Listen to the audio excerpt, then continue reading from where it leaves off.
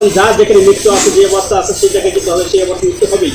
রাসূলুল্লাহ সাল্লাল্লাহু আলাইহি ওয়াসাল্লাম মহাদ দিয়ে বলেন, ২০ তরবারির আঘাত দিয়ে যতটুকু মনে কষ্ট হয় তার থেকে তেমন বেশি কষ্ট হয়েছে। এত কষ্ট থাকার পরে যাও, আমরা তো সাধারণত মনে করি যে হঠাৎ করে মারা গেছে বা বুঝতে করে মারা গেছে। আসলে যখন মারাত্মক মত আসে তখন সেটাই বুঝেন।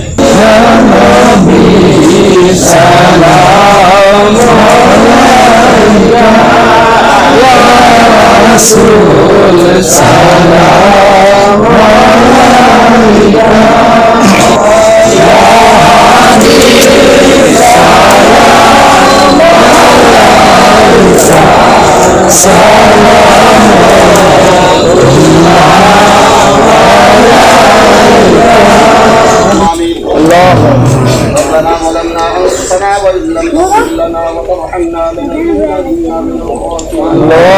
আল্লাহ ওনার পক্ষ থেকে তোমার কাছে মাফ চাইতেছি। আল্লাহ দয়া করে মায়া করে ওনার জিন্দেগির ভুল ভ্রান্তি গুনাহগুলি তুমি মাফ করে দাও।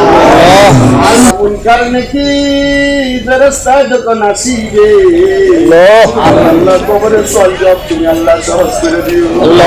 আমিন আমিন সুম্মা আমিন। কবরের সিনেমতের জবানে সকলের পবিত্র জবান দ্বারাই মধুর কালিমা জারি করে দিয়েন।